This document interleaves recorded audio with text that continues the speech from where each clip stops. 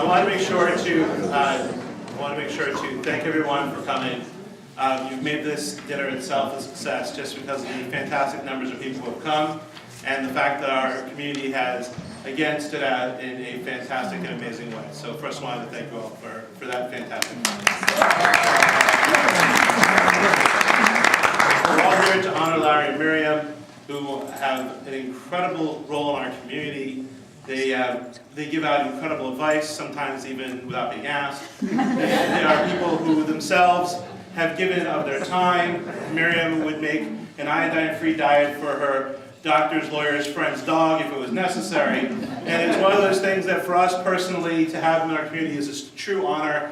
They also make sure to understand that if God is always watching you, that means you have to make it interesting for God. So as a result of that, it is truly a pleasure both to be their friend and to their fellow congregant, and to make a situation in which we can show an incredible set of appreciation for them. The first appreciation that I'd like to show, which I don't have to get up, but I will give them, are several fantastic letters from various people who are in sort of power in Maryland, including our governor and senators and congressmen, and more importantly from the comptroller, the first time without asking for taxes, a tremendous honor for them, which I thank everyone who is involved in being able to put that together.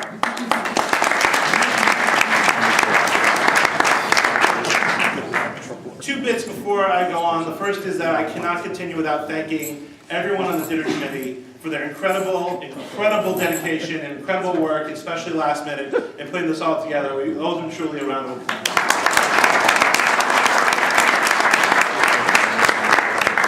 And second, I mentioned to others before that this coming set of Torah readings are certainly unique in our religion, and that is the first time and only time that Moshe tells all Bnei Yisrael, you are truly an amazing people, and please stop bringing donations, which is, again, only time that I've heard of it in all of history. But for a true Devar Torah, we would like to listen to our Rav, who will come and give the speech for us.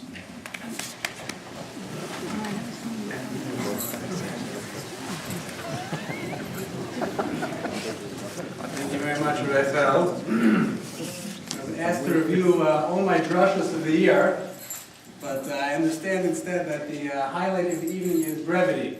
So I will do my best to keep my remarks short. Although somebody did mention to me just yesterday that now with the onslaught of iPhones and iPads, so long speeches aren't that bad anymore.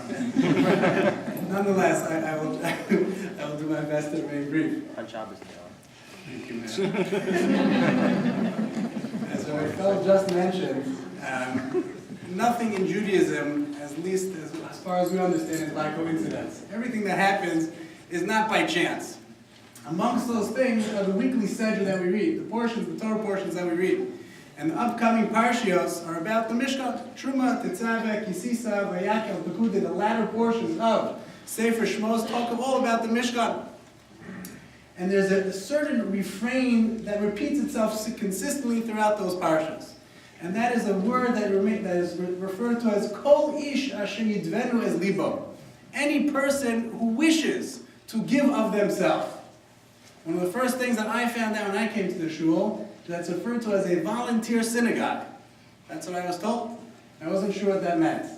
However, the more I'm here, the more I can understand exactly what that means. And in the Mishkan, the Jews who we were just heard about, they couldn't stop bringing gifts. It was unstoppable. They kept on coming and coming and coming. Kol ish asher yidvenu libo.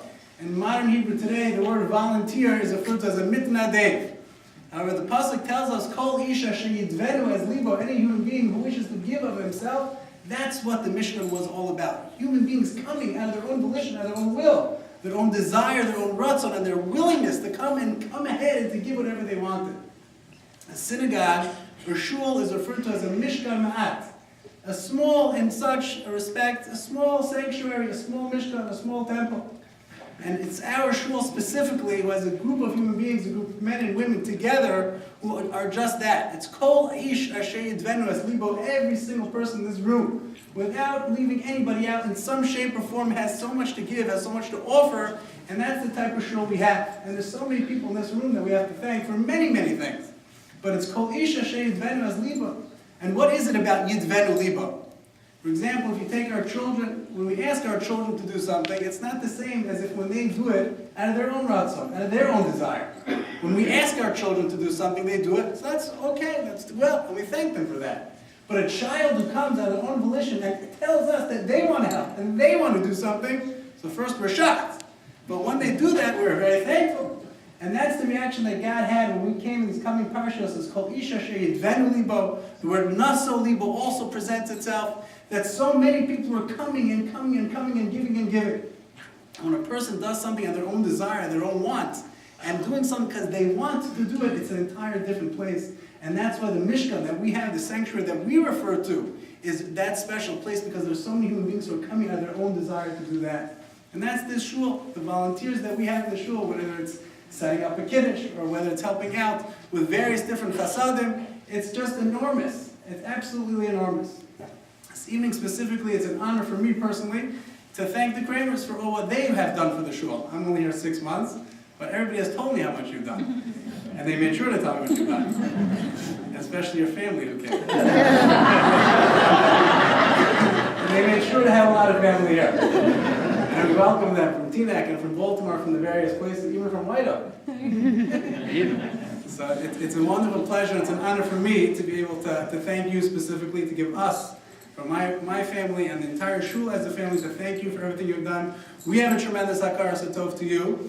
And I personally look forward to continuing the relationship and moving on to the next generation, continuing in the great way that you have already planted and implanted in the shul, all the fantastic things that you have done.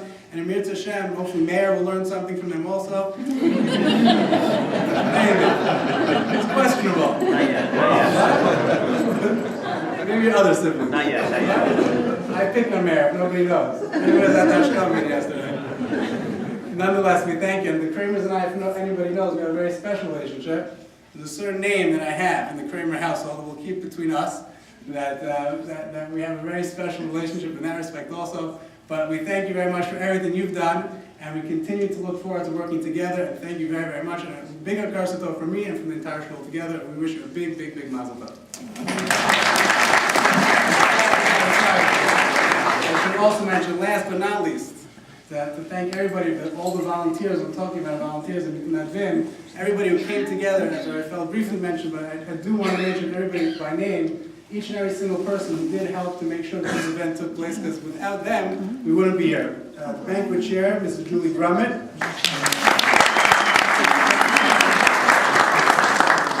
The journal chair, Rachel Shapiro. The business advertising chair, Miriam Salman. The event chair, Stevie Friedman. Printing and publication coordinator, Mrs. Lisa Reed.